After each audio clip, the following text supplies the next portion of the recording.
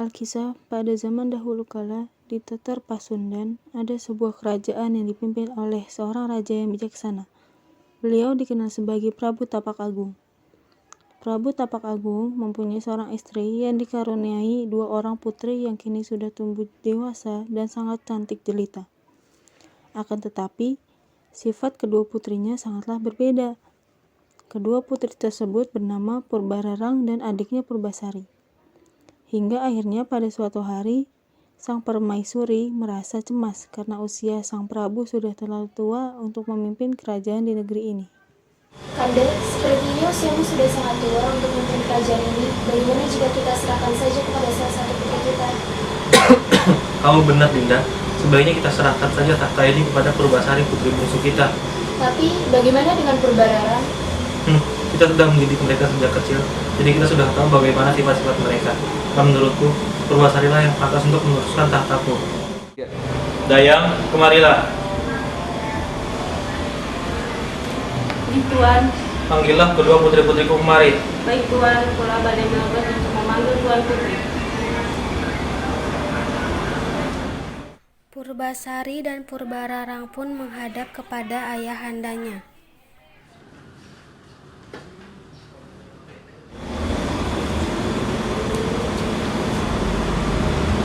Ada apa ayahanda memanggil kami berdua kemari? Begini putriku, usia ayah sudah terlalu tua untuk memimpin kerajaan ini. Ayah akan menyerahkan tahta ini kepada Purbasari. Apa? Ayah akan menyerahkan tata kerajaan ini kepada Purbasari, sementara aku adalah anak sulungmu. Tidak adil. Ayah, Kanda ya, ayah bangun, ayah bangunlah. Ayah Purbasari dan Purbararang pun meninggal dunia karena penyakit jantung. Akhirnya setelah kematian Prabu Tapak Agung, seminggu sebelum penobatan Purbasari menjadi seorang ratu, Purbararang mempunyai niatan jahat untuk mencelakakan adiknya.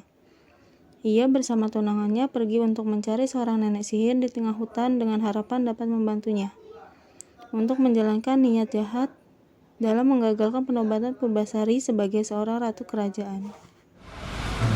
Kakang, cepatlah jalannya. Sabar Dinda, ini sedang jalan. Sampailah mereka di tengah hutan dan mereka pun menemukan rumah nenek sihir. Kakang, lihatlah itu. Sepertinya kita telah menemukan rumah nenek sihir itu. Ayo cepat kita ke sana. Ya sudah, ayo Dinda. Tiba-tiba keluarlah nenek sihir itu dengan membawa tongkat saktinya.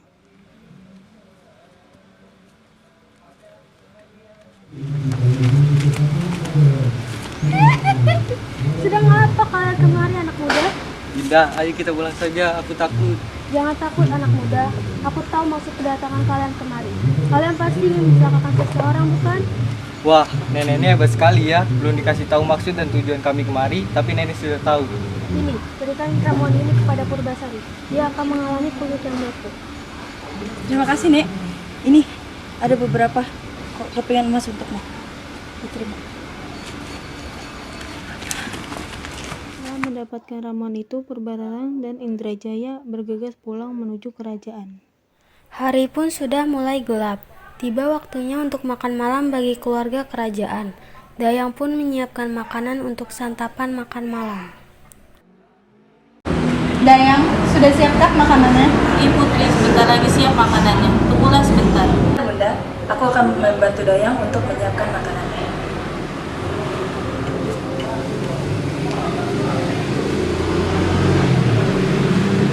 Tanpa sepengetahuan Dayang, Purbararang memberikan ramuan yang diberikan nenek sihir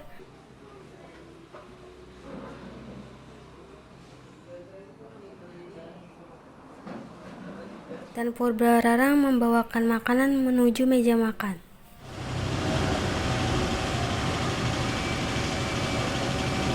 Silakan menikmati makanannya, adikku. Terima kasih, Kak.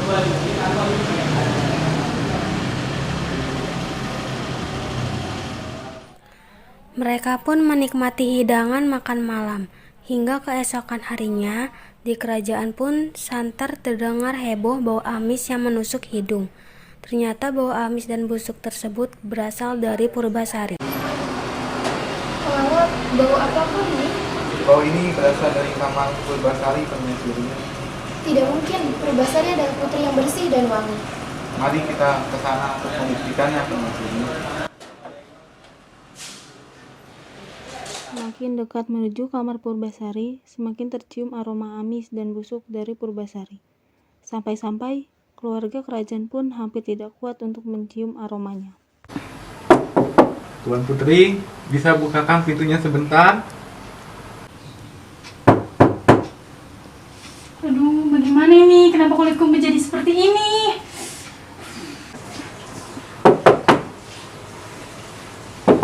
Tuan Putri, jika Tuan Putri tidak membuka pintu ini, kami akan membuka pintu ini dengan paksa.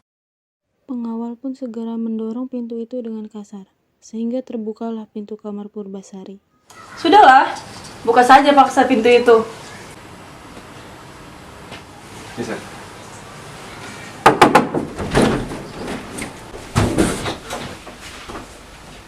Oh Bunda, ternyata bau busuk ini berasal dari tubuh Purbasari. Usir saja dia dari kerajaan ini, agar tidak menimbulkan resah masyarakat. Kau benar, Purbararang. Ratih, bawa dia pergi dari kerajaan ini, agar masyarakat tidak mengetahui hal ini. Jangan Bunda, jangan lakukan hal itu, aku mohon. Pergi kau, kau tak pantas berada di sini. Patih, cepat bawa dia pergi dari kerajaan ini, jangan sampai orang lain melihatnya.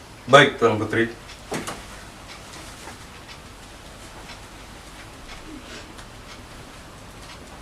Sang patih pun membawa putri Purbasari ke hutan yang jauh dari permukiman rakyat.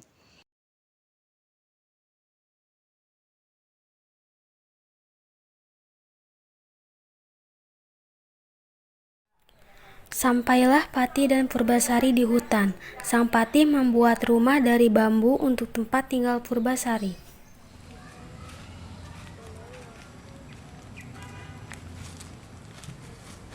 Purbasari, tinggallah kau di sini. Paman akan mengirim persediaan makan untukmu. Jagalah dirimu baik-baik, penderitaan ini akan segera berakhir. Sabarlah. Baiklah Paman, terima kasih atas bantuanmu selama ini. Pergilah, aku tahu kau tidak tahan dengan bau busuk dari tubuhku. Paman pergi dulu. Sang Patih pun pergi kembali ke istana. Di tengah hutan belantara, Purbasari hidup dengan damai yang ditemani oleh berbagai macam hewan. Di antara hewan tersebut ada seekor kera berbulu hitam yang misterius. Tetapi kera tersebut yang paling perhatian kepada Purbasari. Lutung Kasarung selalu menggembirakan Purbasari dengan mengambilkan bunga-bunga yang indah serta buah-buahan bersama teman-temannya.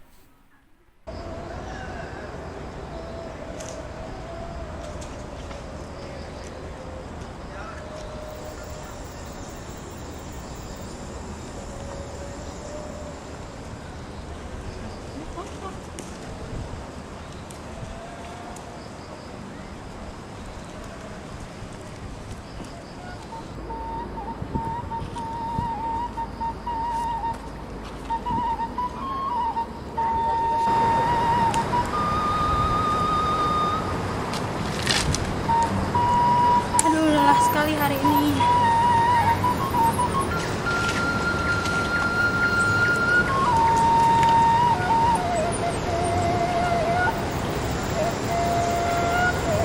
Terima kasih, Kera.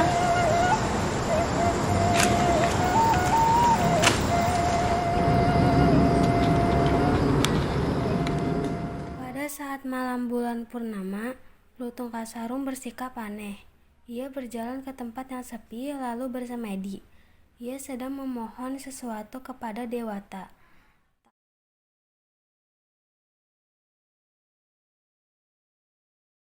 Tak lama kemudian, tanah di dekat Lutung merekah dan terciptalah sebuah telaga kecil. Airnya jernih sekali. Airnya mengandung obat yang sangat harum. Dan keesokan harinya, Lutung Kasarung menemui Purbasari dan memintanya untuk mandi di telaga tersebut. Kita mau kemana?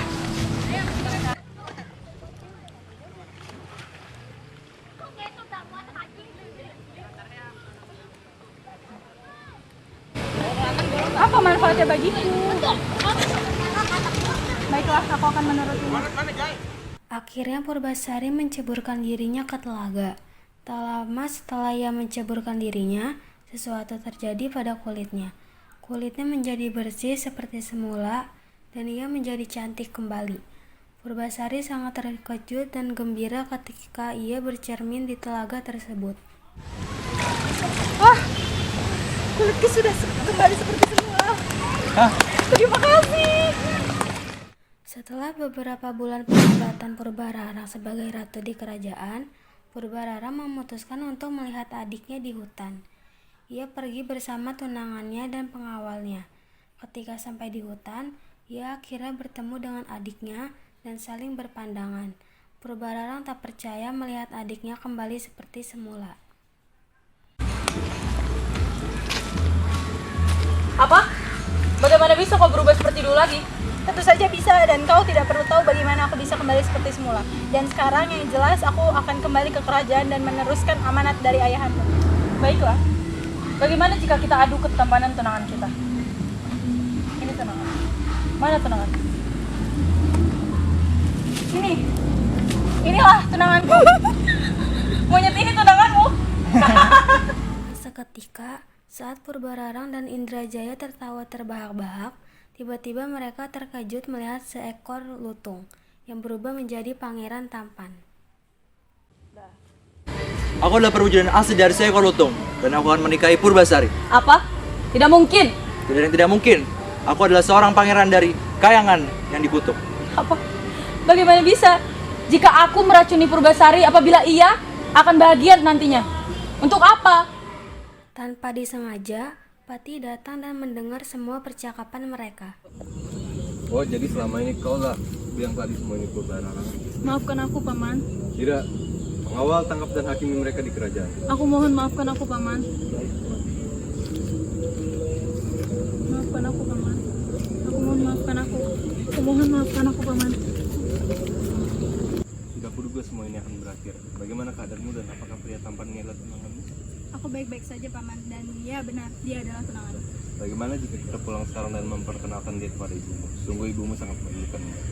Pangeran, apakah kau ingin ikut denganku ke kerajaan? Sudah kuputuskan saat aku menemani di hutan. Aku akan selalu bersamamu dan kemanapun kamu pergi. Ayo mari kita pulang.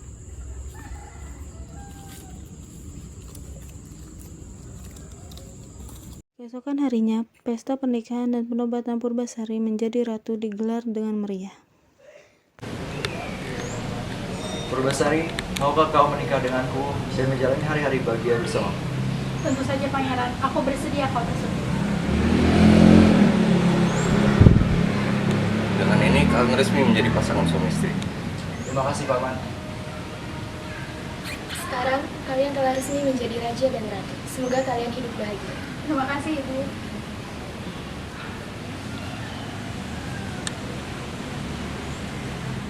Sarung hidup bahagia di dalam kerajaan.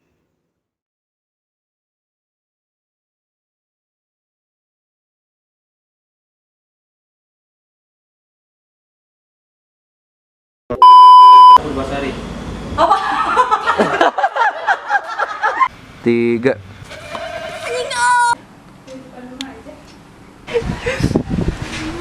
Orang punya nawarin PP itu ntar gue diangkut ya.